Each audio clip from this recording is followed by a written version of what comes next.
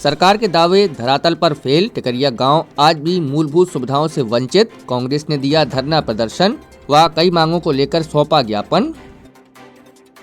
खबरों के प्रायोजक है राहुल कलेक्शन, जहां मौजूद है पन्ना का सबसे बड़ा कोट पैंट और लहंगे का गोदाम, जहां मिलती हैं ब्राइडल शेरवानी व कोट पैंट व स्टाइलिश कपड़े। पता कटरा बाजार पन्ना।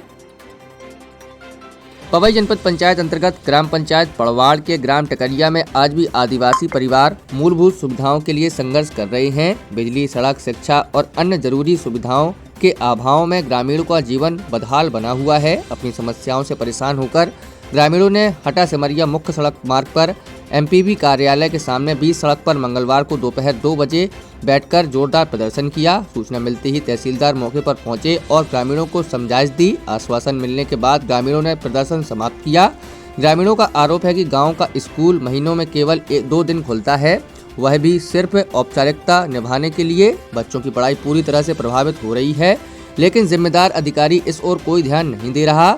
इसके बाद कांग्रेस पार्टी के युवा अध्यक्ष राजपाल सौरभ राजा के नेतृत्व में टिकरिया गांव के आदिवासी परिवारों के साथ कांग्रेस कार्यालय, विद्युत कार्यालय सिमरिया पहुंचे और वहां प्रदर्शन कर तहसीलदार को ज्ञापन सौंपा। ज्ञापन में टिकरिया गांव को बिजली, सड़क, शिक्षा सहित सभी मूलभूत सुविधाएं शीघ्र उपलब्ध कराने की मांग की गई। प्रदर्शनकारियों ने कहा है कि डबल इंजन की सरकार के बावजूद गांव तक विकास नहीं पहुंच पाया।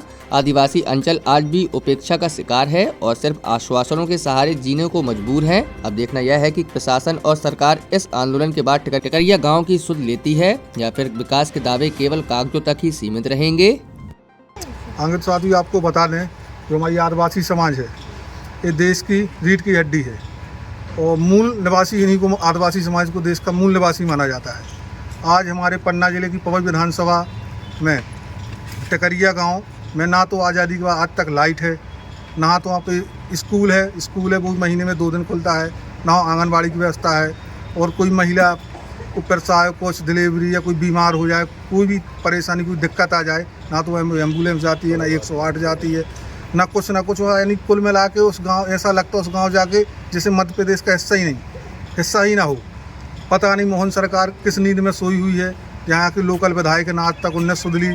इससे पहले कलेक्टर साहब एक बार वहाँ गए, गांव वालों से कमिटमेंट करके आए कि 2 महीने के अंदर सारी व्यवस्था हो जाएगी। तो हम मीडिया के माध्यम से कलेक्टर साहब से निवेदन करना चाहते हैं, इस गांव की ओर ध्यान दें और यहाँ पे जो मेन परेशानी है वो लाइट की है। यहाँ पे लाइट की जल्द से जल्द व्यवस्था हो और स्कूल और रोड, ये सारी आंगनबाड़ी, उचित मूल्य की दुकान 25 किलोमीटर दूर है, गांव में उपलब्ध कराया जाए ताकि बच्चों का भविष्य सुरक्षित रहे।